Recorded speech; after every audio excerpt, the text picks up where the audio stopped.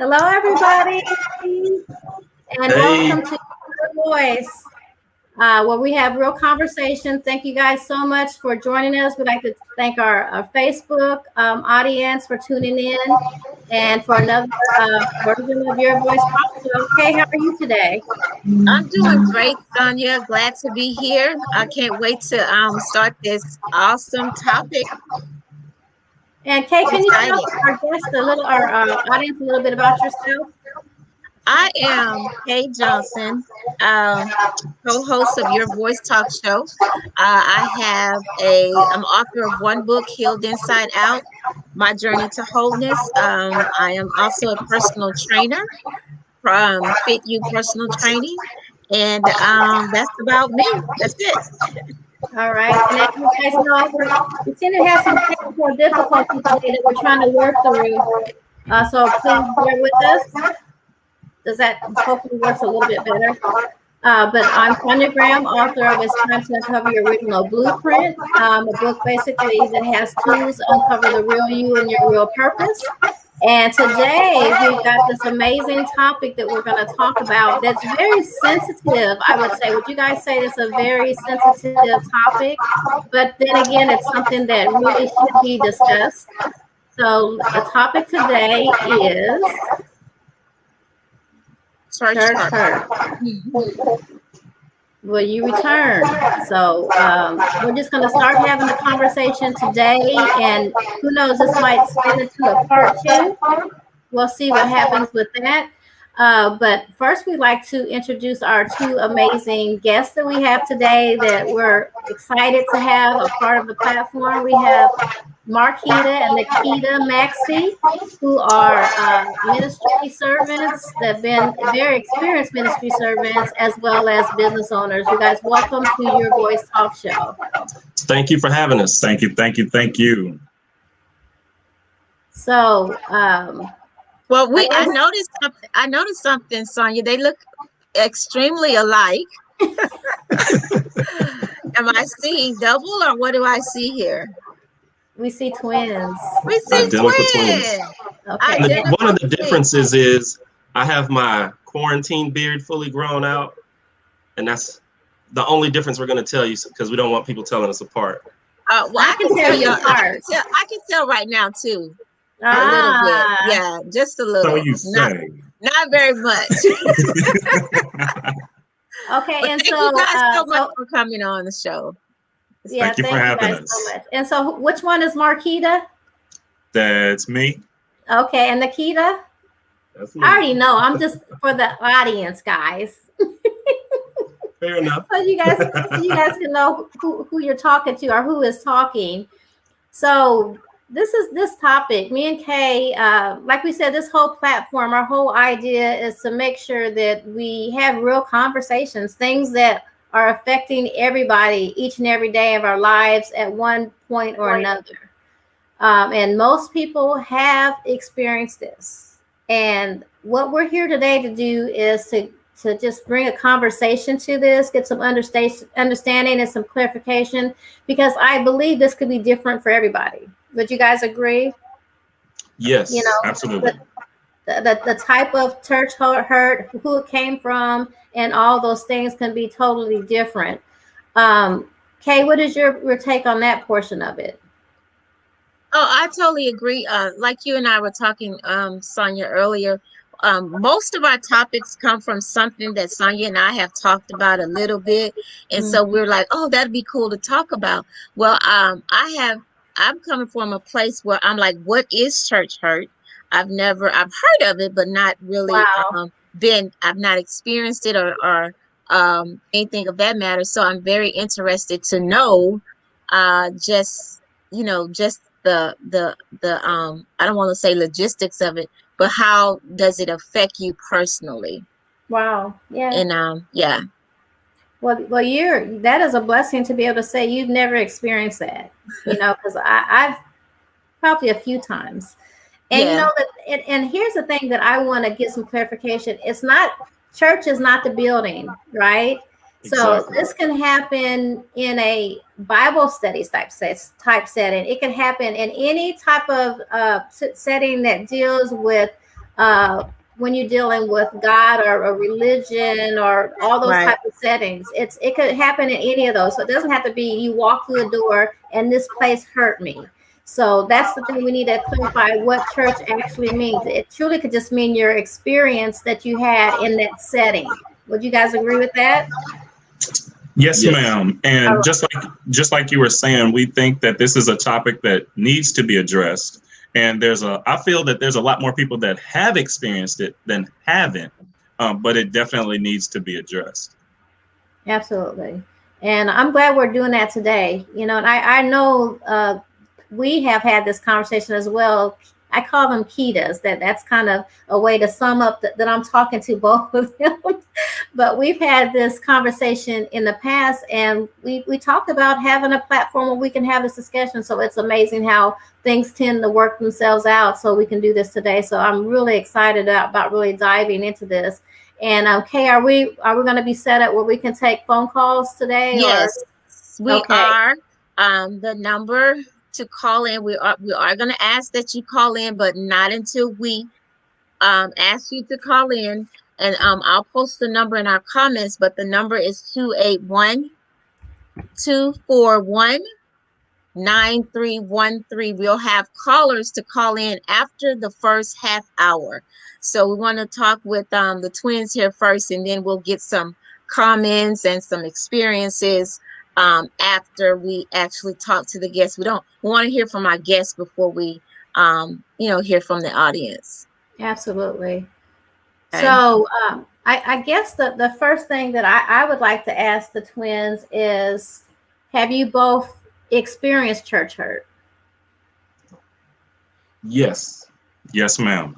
And we definitely want to make sure people understand that we are coming from a place of experience, but we're also coming from a place of maturity where we've been able to move past it without having been scarred by it or deterred or led away from the church because of it. And I'll let you. But yes, we've experienced it. And one of the things that people have to keep in mind, because it's more than just saying a pastor or a preacher hurt you. This is going to be a dynamic topic to cover because there's many facets and many areas that it is going to affect people, believers and unbelievers. Yes, ma'am, we have definitely been affected by some church. Yeah, I would agree. And Kay, you say you haven't, right? Right, I haven't. And I've been in the ministry. I'm actually a licensed minister. I've been in the ministry. I've had my license for about 8 years, and I've been volunteering in church for, let's see, my son's 24, so about 22 years. So I guess I've just been a little bit, I don't want to say sheltered, but I guess I didn't go too far into and how do I put this? I didn't get close to a lot of the senior leaderships. I stayed here. I did what I was supposed to do. And I went home. I didn't go out to dinner and all that. I didn't get into intimate relationship with any leaders. So that may be what it is. I'm not sure. We'll see after I hear you guys. Right. And I have experienced it on more than one occasion. But I'm grateful, like the twins have said, that I have evolved out of each one. I've learned something.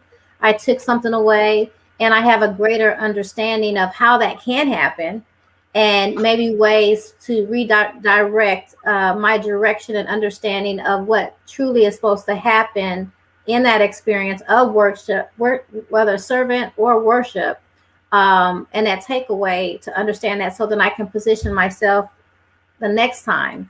We can't always protect ourselves from everything, but when we have a greater understanding of things, it kind of helps redirect that. But do you guys think that makes the difference dynamic? If you're actually active in the church as opposed to just being a person that just is coming to church, you think you're more apt to experience it if you're connected and you're serving? For sure. It absolutely does make a difference. Okay. And can you elaborate on that? Yes. And in fact, I want to take a step back real fast because, and again, Keiko, that is amazing that you haven't had to experience that because there's so many people who have, and it's ruined their perspective on the church. And so what I think of when we talked about this topic being the topic of discussion, one of the things that I wanted to make sure that we emphasized was what church hurt is not, as well as emphasizing what church hurt is and can be. And so let's start with what church hurt could be. And I'm going to give you the floor for what it is, what church hurt is. So from people who were believers and now, sadly, unbelievers, we have to make sure we're coming from a common ground. And it's not just a petty feeling of hatred from somebody who just has a bad impression of a church that they once went to or somebody that they know. But what I consider to be church hurt is someone knowingly or unknowingly or something or an event happening or pattern of events. And I'm trying not to be too wordy, but it can be a little convoluted in some cases. But a pattern of events or something or someone that negatively affects or impacts people, like I said, believers or non-believers, and causes a negative association with the church as a whole. And sometimes ultimately their association with God or their belief. Wow. That's so true. And then the reason why I want to emphasize and why we believe it's important to emphasize what church hurt is not is because there's a lot of people who are staying away from the church or claiming that they can't go to the church because of this reason or that reason. And what church hurt is not is if you're coming into a church and you don't have the foundation of biblical Christianity and the pastor is in the pulpit teaching biblical Christianity. And so you're coming from a worldview or perspective of there's no rules, there's no expectations to now I'm hearing a pastor saying, I can't do this, I can't do that. So that's one thing that church hurt is definitely not.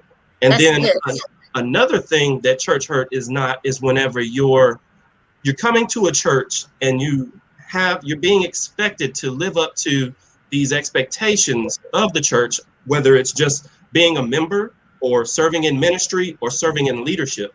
And so they're telling you that if you want to serve in leadership or if you want to serve in ministry, you have to follow these rules. And so you can't come into the church and say, oh, I like that they're singing in the choir or they're singing on the praise team, but they can't do this, they can't do that. Or I want to serve in the financial ministry and I don't have my finances in order and I don't have a good handle on dealing with money. And so you can't come in and say, well, because they have rules, they didn't want me to be a part of it. When it takes two. It takes them giving you the expectations of what you need to do and then what is expected from them.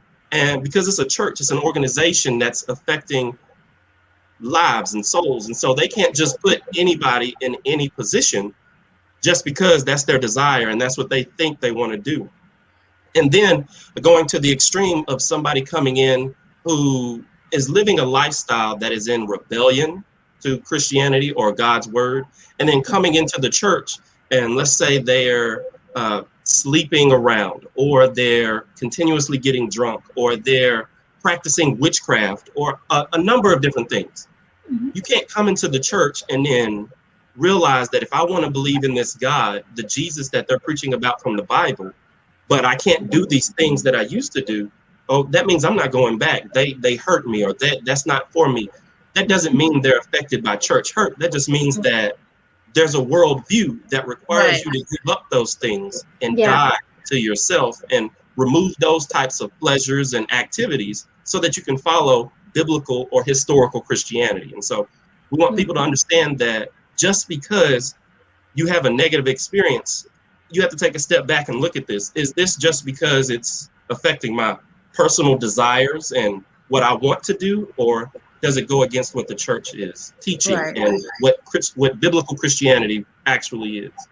That's good. So I like that you clarified. So basically, to kind of sum it up, just because you don't like something or just because you don't fit something, that those are not really grounds to say that you've experienced church hurt. Exactly. I like that. That's important. That's really important.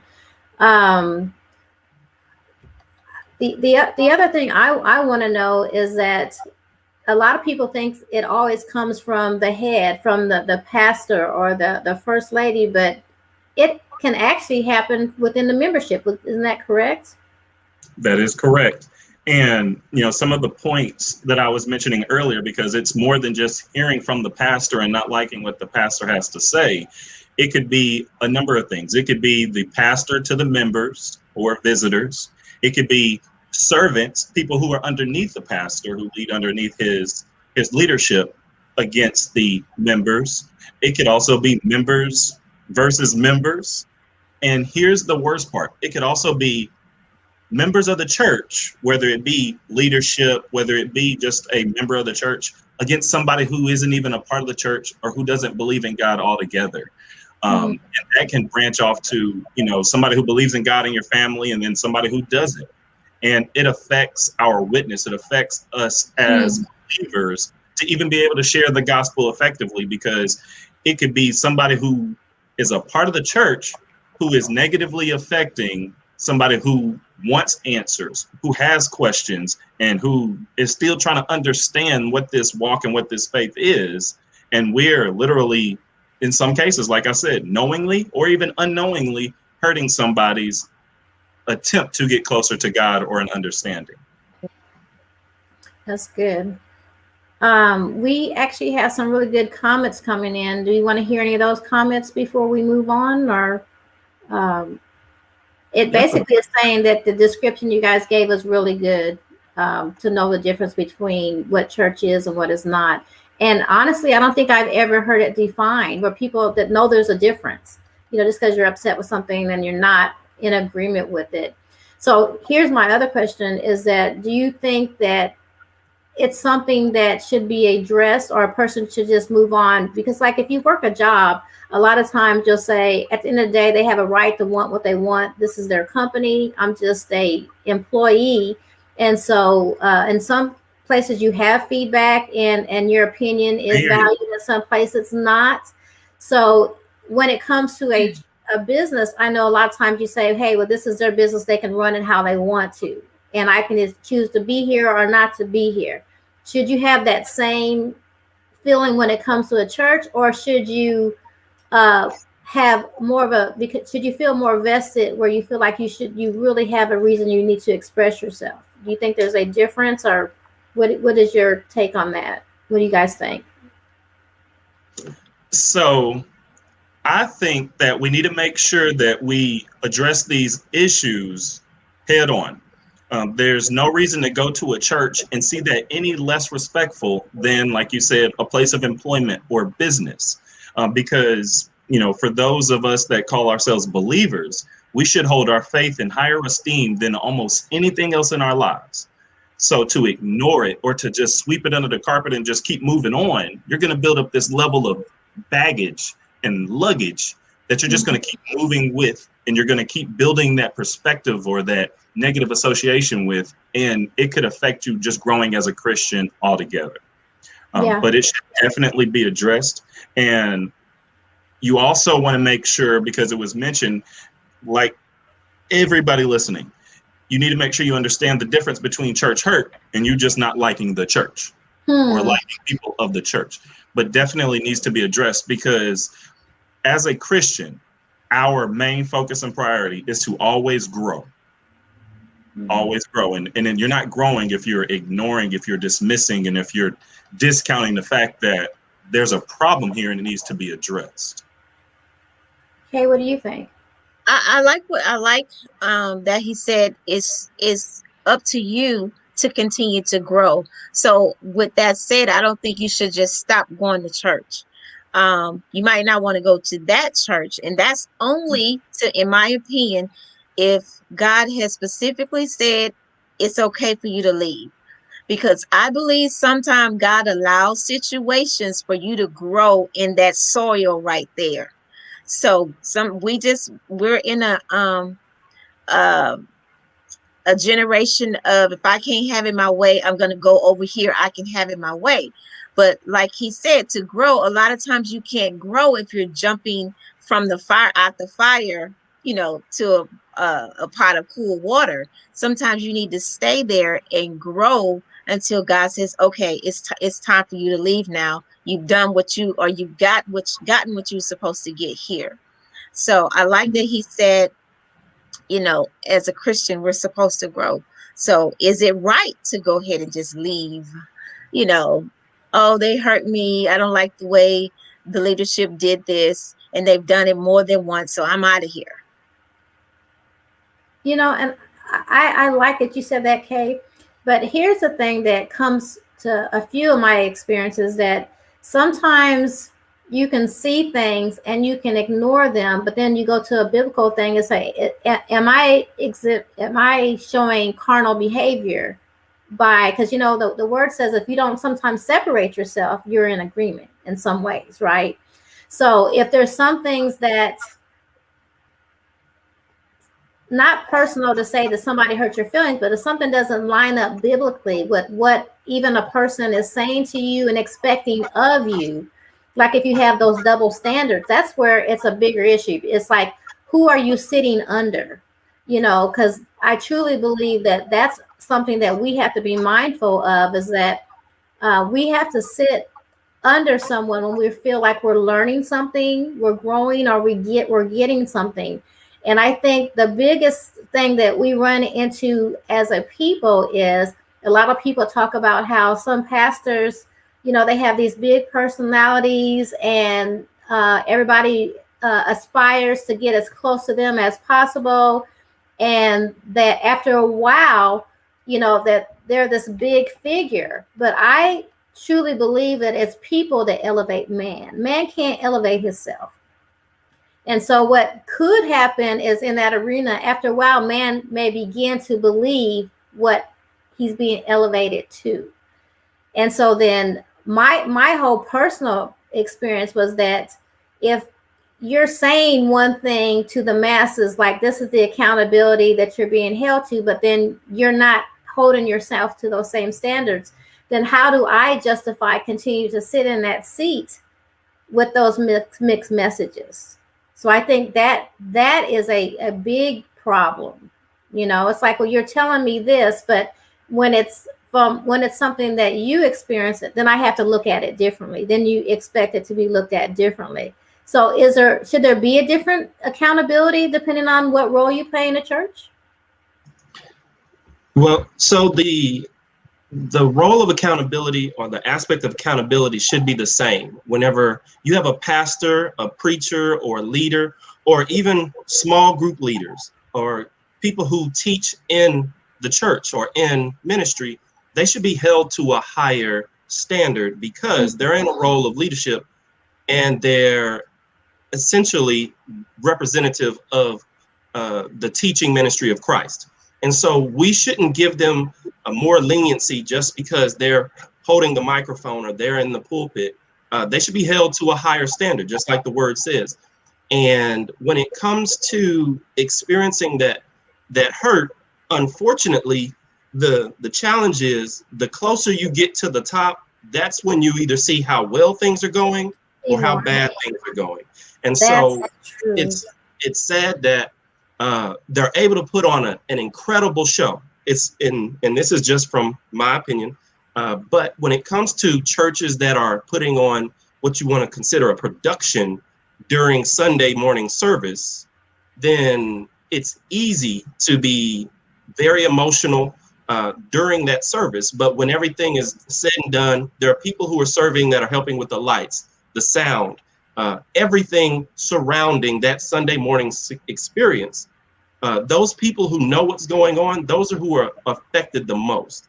And it's not that they need to have their names called out for recognition, but it's when they know that things are wrong, or they're seeing red flags, or in our case, when you look at the role of a leader or a pastor who needs to be helping his flock or his congregation grow spiritually, they need to be taught the entire counsel of God.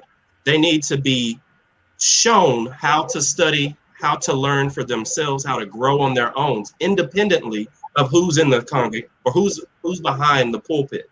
And so when it comes to them being held accountable, their lifestyle should be held under a magnifying glass, because they're going to be held under a magnifying glass, and they're going to be held to a higher standard by God because of the position that they're in. And so they should definitely be held accountable.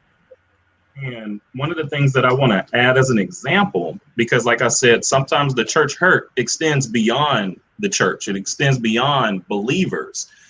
And right now, you know, the mainstream media, the news, the social world has a place of authority in people's heads whenever it comes to their perception and their understanding of what the church is. And it seems like every month, every other week, there's always something, either scandal in a church or something that's going on that is literally defining how the world sees the church outside of them going to the Bible or to the scriptures themselves. So we have to be careful that, like you said, Sonia, we can't just put these people on pedestals. The pastors, the leaders, anybody who's serving in the church is simply there to make sure that we can better get the message out. And I think what we have done as people, we've taken the church and we've made it this platform for status.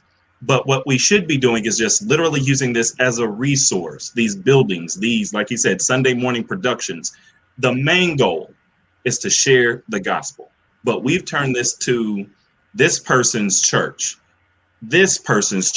whereas regardless of who the pastor is, they need to be saying, this is the church of God, not so-and-so's church, because you have people comparing their church's pastor, their church's ministry, when it's all said and done. We should all be on the same team, and we should be saying, listen, if you can't make it to our church, go to this church. If you can't make it to this church, go to this church, because we should all be saying, you need to look at Jesus.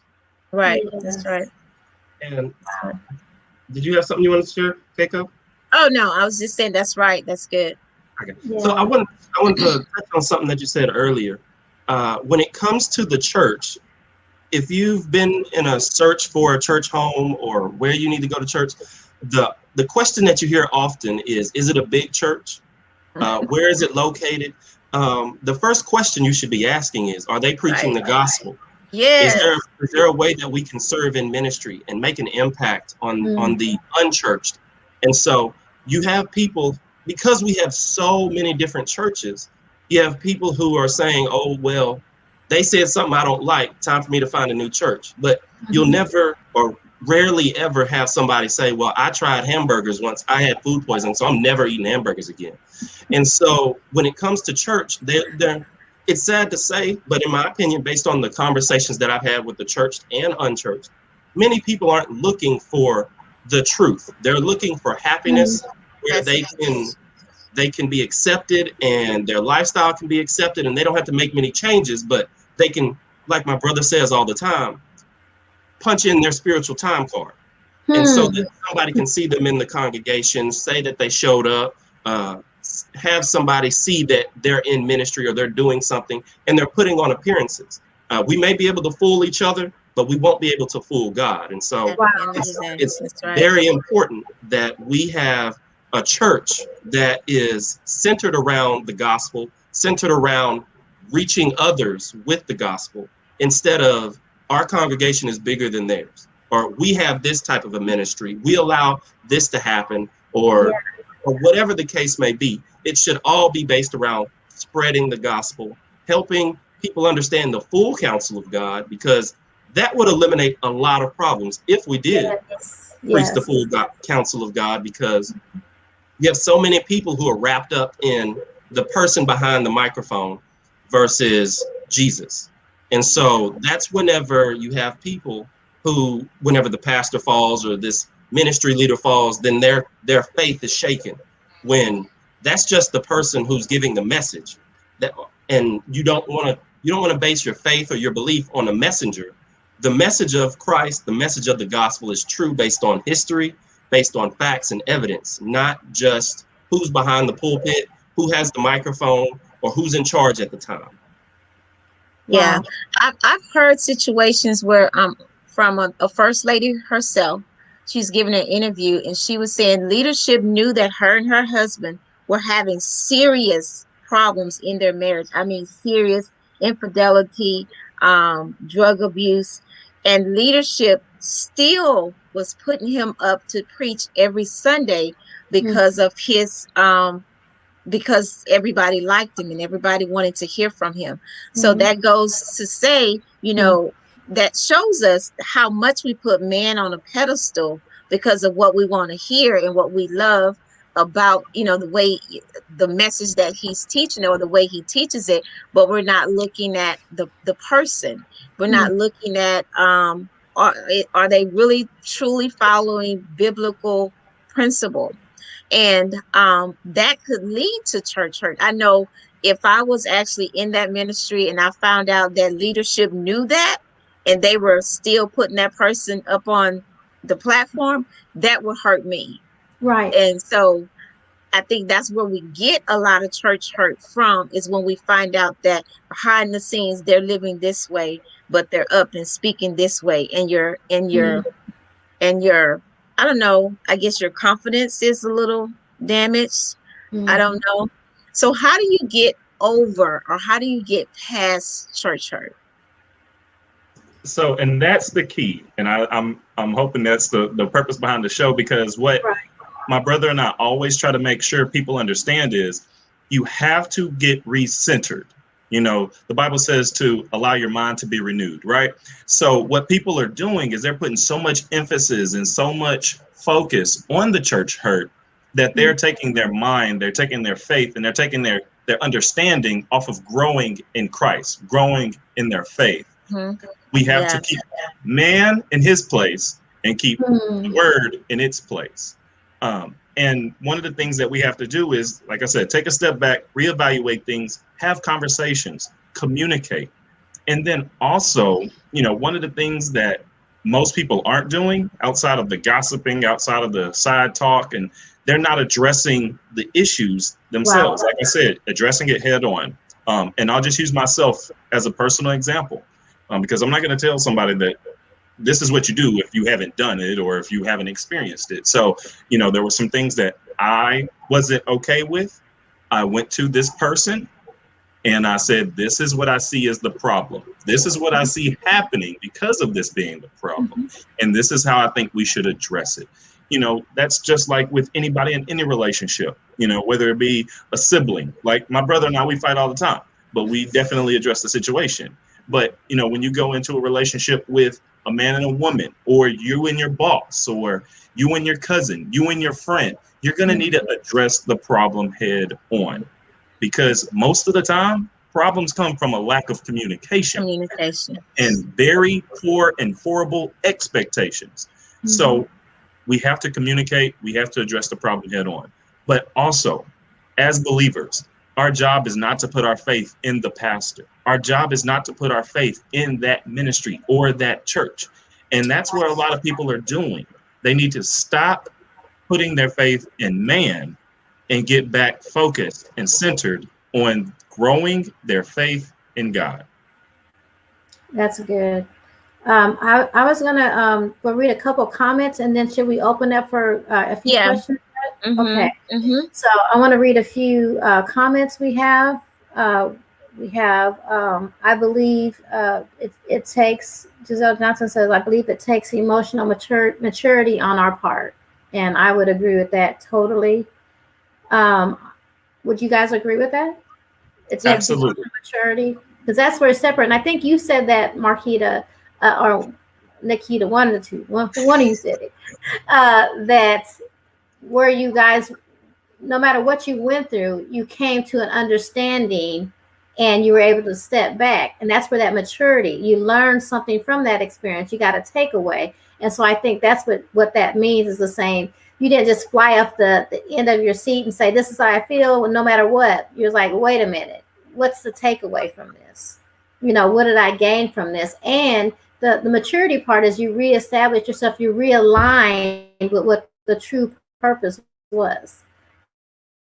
And that's why I think the missing part. People are pulling away, leaving church, leaving everything, because they think that this, whatever they experience, covers the whole experience. I mean, their whole relationship with God, just everything is all put in one basket. And that's the unfortunate part. So I would agree with that statement. We also have, okay, can you see the questions? Some of the comments. You're welcome to read some. Yeah, you're welcome to read any that you would like to. Katrina said, you must be led by the Holy Spirit. She has advice on how to deal with the church hurt, especially those in the prophetic mantle. Pharaoh says, but what happens when you discover that pastors are living a foul life, but preaching contrary messages? There has to be order. A lot of comments about what leadership should do. But I understand where that comes from. That comes they're from hard on the leadership of leadership. So you can't lead one way, and because here's the thing that's very interesting is, especially, and I don't want to cast any judgment because there's a lot of different doctrines out there. But if you have a doctrine that's filled with a lot of judgment, and it tends to lean towards the Old Testament for certain things, then it appears that when that's used on the masses, the members, it's one thing.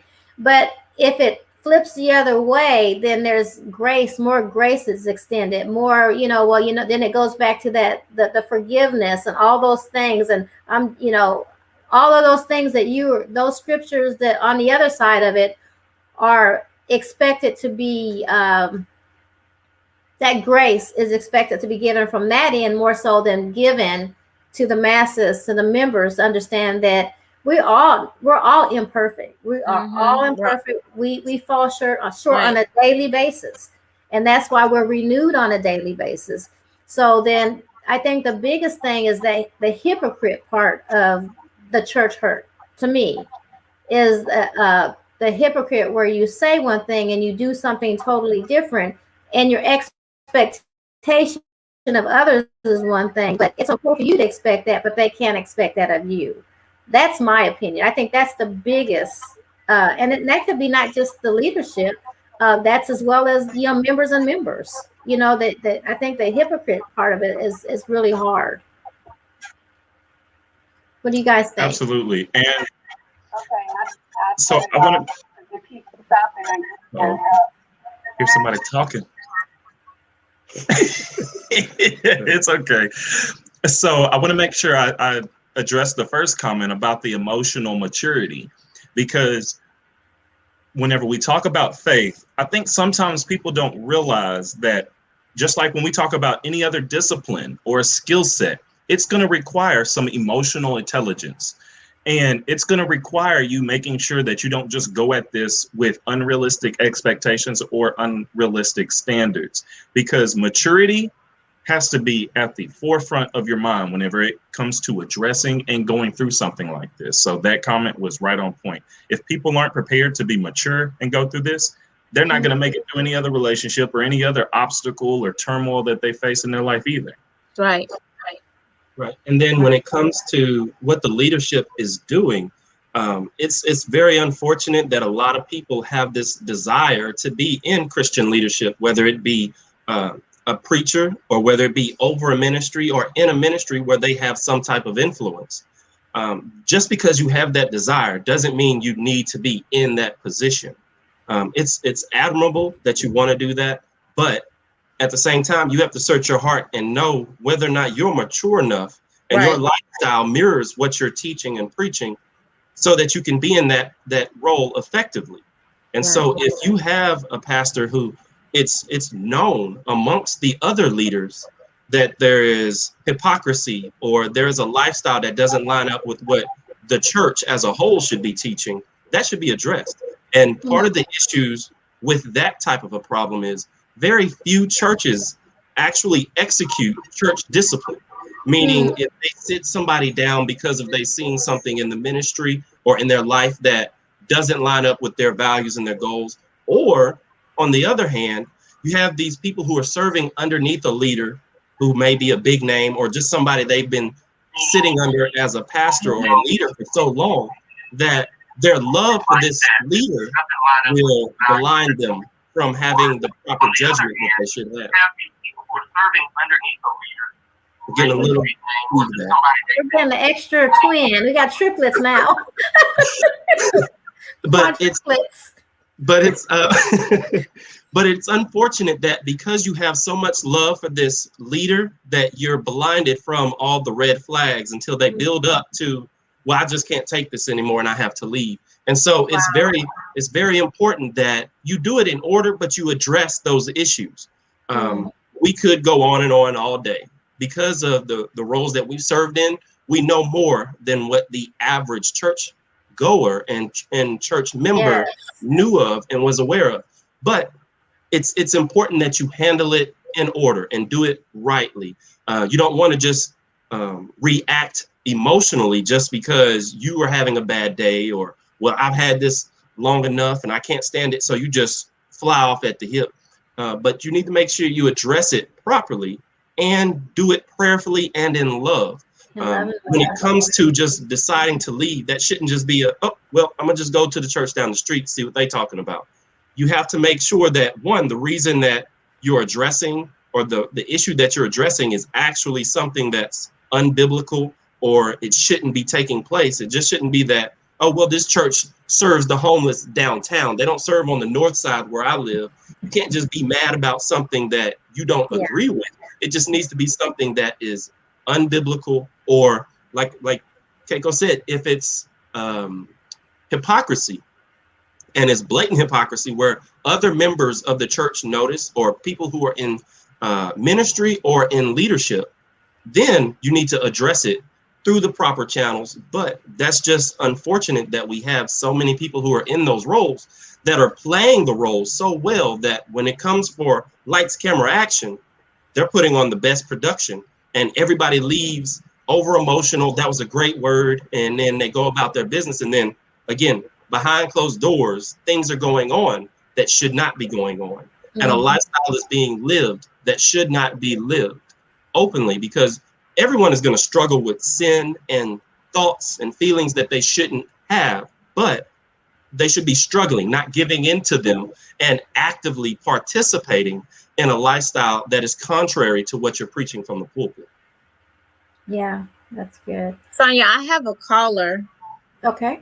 We're gonna see how this works. Okay, I have Patrina Johnson on the phone. I think Patrina had mentioned earlier that she had some advice. Patrina, are you there? Yes, I'm here. Can everybody hear her?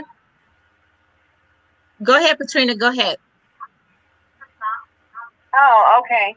Well, I just wanted to say that I've experienced a lot of church hurt, and I think the issue with me was when you're looking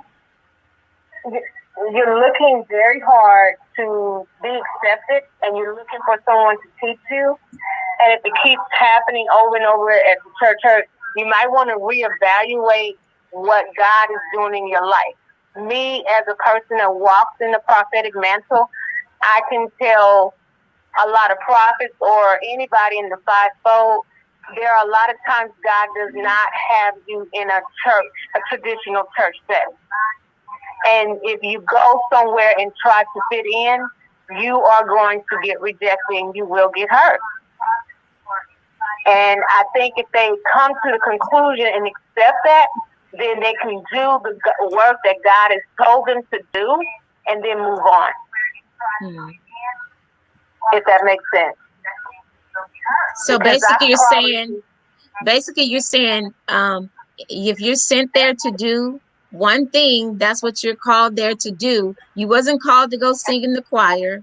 You wasn't called to be an armor bearer. You were called maybe to go sit down and learn something for that season, where people sometimes are not just sitting down, they're getting up in the choir, they're ushers, but really God sent them there to sit down and learn faith. But you try to get involved and then you get rejected. Right. Right. You want to fit in, and once you realize you're never going to fit in, you will never fit in. Right. And that's when you put a person in the position that God is in, that's where you're going to get the church hurt. I agree with him when he was saying, okay, church is different than, you just don't want to follow the rules. But as a person that has walked in the prophetic mantle, I have literally came into a church, didn't know nobody, looked at a person, and God says, that woman is sleeping with the pastor. Nobody told me nothing. Nobody has said something. I see it. That person doesn't know that I know, but I notice they treat me different. That's because that spirit recognized that you're going to be rejected. You're going to be rejected. I mean, I'm just being honest. I have gone to places, and the biggest thing that you can do when you get rejected is tell people what God said, and that's not something you should do. Keep it to yourself. Do your job that you were supposed to do there, and move on. Okay. But you try to stay and fit in, and you try to get involved when you wasn't supposed to get involved. And I'm not saying that every time you go to church and it's a prophet, they weren't supposed to get involved. I'm talking about you better know what your assignment is. Stay in your lane. Because when you try to connect with other people, you try to put that pastor in the God position, you're going to get hurt.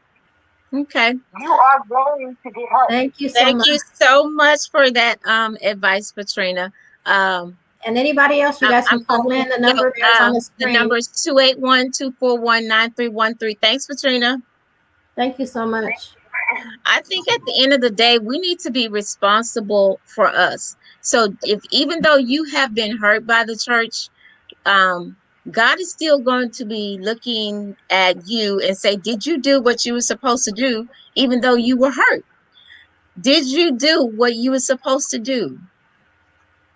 I think we need some accountability. And I saw one of the comments that way that mentioned that we need to be accountable for ourselves. Yeah. And And something I want to mention that I seen like a paradigm shift years ago is that church structures are so different. Years ago, the church structures was accountability, where you had, and I'll just give an example of denominations, but they're all different. But for example, of a Baptist structure, there's a board, there's deacons, there's this and that, and then the pastors are staff. Basically the pastor doesn't necessarily own the church. And so the shift has been with, I don't know if it's just non-denominations, but a lot of non-denomination, it's those churches are owned by people. And so it's a business. The business dynamic, church is a business in a sense that you have staff, but in the sense that it looks more corporate, I think that changed. That took a shift years ago, where at the end of the day, no matter what's said or done, whoever owns that church has the word, has the right. So they don't have the same accountability. In most cases, they don't have to do, either. It's basically one of those things I said, if you don't like it, leave. So in a lot of situations, I think that changed the dynamic of the structure, because when you have ownership in something, you can do what you want to do with it, whether somebody likes it or not. Even if you have a board of leadership, at the end of the day, you have the final word.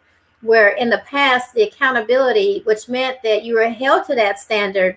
And if you were not healthy spiritually, then there was leadership that had to do what they needed to do to protect the church. So it was a different structure. So I do know that a lot more churches have self-ownership now. And I think that business model has changed things, because it's a personal thing. Well, this is, at the end of the day, they don't like it, too bad. This is what I'm going to do. And that's not, number one, that's why we have to look vertical. The vertical relationship is what everybody should focus on. And that's the relationship with God. I don't care how long a pastor or anybody has been leading anything, their relationship is no closer than yours with God. It's the same. It doesn't matter how much more they know. The only way to God is through Jesus Christ, is for what I understand. So it's not through that man. That man is simply, God is no respecter of person, right? So he's no more elevated than you are. It's we that elevate leadership. It's us to do that. And so I think the business model has changed that, where a lot of people leave churches now for this reason, because it doesn't matter. You may have communicated your concerns, but it's not being listened to because it doesn't have to be. It's like, well, this is how we're going to do it here. So I think a lot of people moving around, a lot of that happens as well too. Definitely. You know? And one of the examples in the Bible is where Moses' stepdad, Jethro, said that there will be one over a certain amount, another over a certain amount, over hundreds, over thousands, over a certain number. So there is supposed to be structure. But just like you said, there's been a paradigm shift. There's been a large transition from biblical Christianity, biblical church, to the 21st century. And you have somebody calling the shots. You have people with their own show, with their own ministries, with their own agendas. And sadly, that comes with their own motives. And I'm not speaking for every church, but we have to call the elephant that's in the room. There's people that are starting churches for their purpose and not for the sole purpose of reaching the lost for Christ.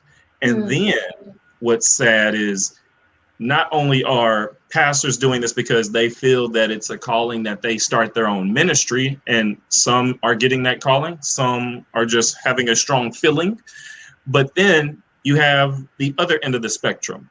You have people going out there and creating new religions simply because they didn't like or agree with something. So there's a number of conversations to be had, but you have entire religions and belief systems and cults that are being started because they didn't like something that was either biblical, or they didn't like something that they didn't agree with or accept.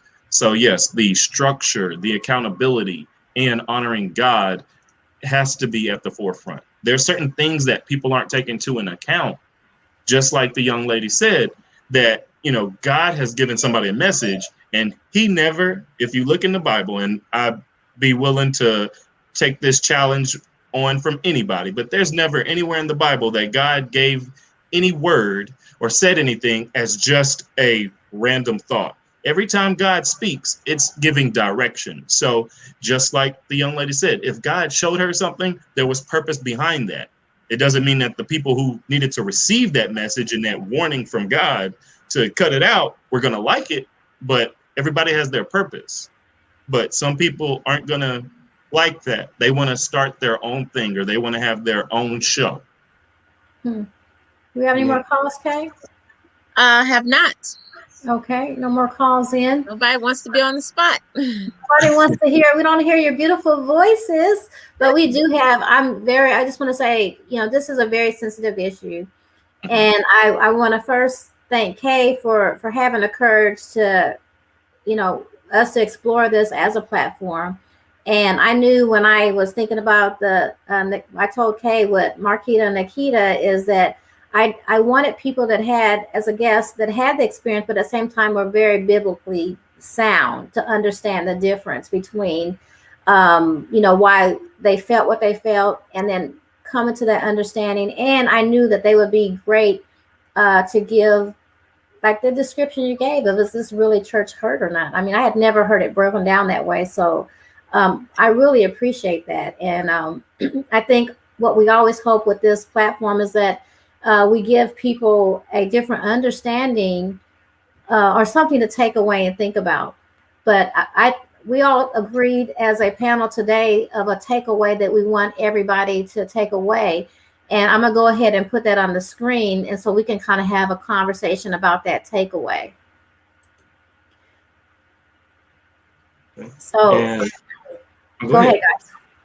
I was just going to say that at the end of the day, the bottom line of the discussion is there are real victims of church hurt. They felt what they felt, and we can't take that away from them. We can't justify all the actions that either the pastor or the leader or other church member did, or the actions that they've taken that's caused them to become a victim of church hurt. But at the end of the day, the bottom line is, like you said, Sonia, our vertical relationship is the most important. And at the end of the day, we have to put our relationship, our service and devotion to God as number one. We can't allow a messenger to ruin the message for us. We can't allow someone who is in a temporary position to affect our eternity. And so we have to make sure that we're focusing on our personal spiritual growth and maturity so that whenever somebody falls, we can be mature enough and we can be in a position to know we need to pray for them. We need to pray for their congregation or for their personal situation, but that's not going to affect my ministry. I can speak for my brother and say, there's not a single ministry leader, pastor, or leader who, if they fail or if they decided to leave the Christian faith, it's not going to ruin our Christian beliefs. It's not going to ruin the foundation that we've had laid for us and then we've built on ourselves. And so we have to make sure that we're growing ourselves and we're focusing on Christ who died for us, not the person who's simply speaking to us. And with that being said, we as believers need to do everything in our power to avoid being that person that's causing the church hurt. So it's two ways, like you said, our vertical relationship, but then also we have to look at those that we have our influence on. We have to do everything in our power to make sure that we're not causing that church hurt. We know it's still going to happen. Like I said, sometimes it's directly, sometimes it's indirectly. Somebody could have just taken something the wrong way and you will never have known about it. But we have to do everything we can to be light and salt, as the Bible says. And we have to make sure that we are being a good influence, a good witness. And at the end of the day, that's what's going to help us drive people to God, drive them to Christ, drive them to the gospel, repentance and salvation, or it's going to be what's going to drive them away, push them away from the gospel, push them away from the church, push them away from God. Because at the end of the day, like we keep saying, the focus needs to be on your faith and your trust, building that belief in God. And just kind of a disclaimer and just a core principle, when you're standing in judgment, you're not going to be able to say, well, Sonia or those twins made me not want to believe. So that's not going to fly. That is not going to fly. That's right. That's right. And the way the messenger said it, or who it came from a woman, and I don't believe a woman's supposed to be teaching. So I'm not going to, I'm not listening. Well, it was the same word of God, and you're going to have to stand by that word. So I like that you said that. That's good.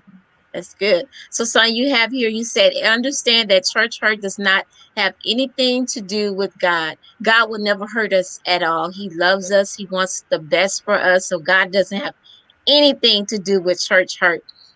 But it says everything to do with man. It has everything to do with man. And I'll add my little bit onto that, man's imperfection.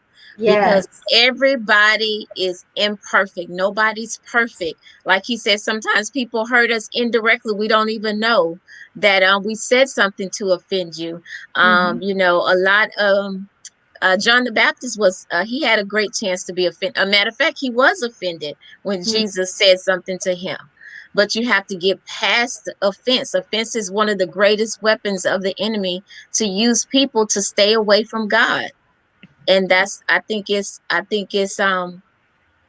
to be a great problem here, especially now since the church is where it is. Right. And I think for my takeaway for this whole thing is for people to understand it's okay to experience church hurt. It's okay. But it's important to not connect that with God. That's, like I said with this message here, it's so important to really dig deep and say, okay, this is what I experienced and I hurt, because we know that people go to church, it's a heart thing. And then we let our guards down, we open our hearts, because that's what God looks at as our heart. But unfortunately, sometimes man chooses to use that platform and goes towards the heart because that's where people are vulnerable. And so I just want to leave this with people understanding it's okay to be hurt, but don't stay there. Grow from that spot, understand how you got there. And no matter what you do, don't take your eyes off of your vertical relationship with Christ, because man, we are just mere messengers and vessels.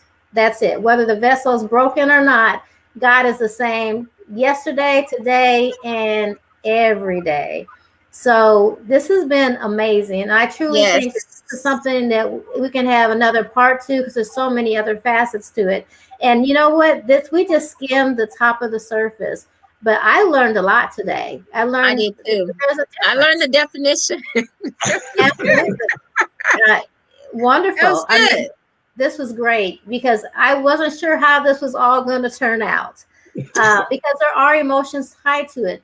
So we would say thank you guys so much. Keita, Marquita, thank you guys so much for being a part of this platform. And we hope you guys will come back, when we talk about this a little further and some other things. They're amazing entrepreneurs too. So there's some other things that we'll have you guys back to talk to us about too. But for this version of Your Voice Talk Show, I think this was a great takeaway for Church Hurt, and it's going to lead into the next conversation. So, Kay, thank you for having the courage to say yes, let's talk about it. And we will be back with another version of Your Voice, where we have real conversations. Thank you, guys. We'll see you guys next time. Thank you so much. And if you missed this, please share it, replay it or whatever. But this is a conversation that we need to get out and we need to have so we can all be healthier. So we'll see you guys next time. Bye-bye.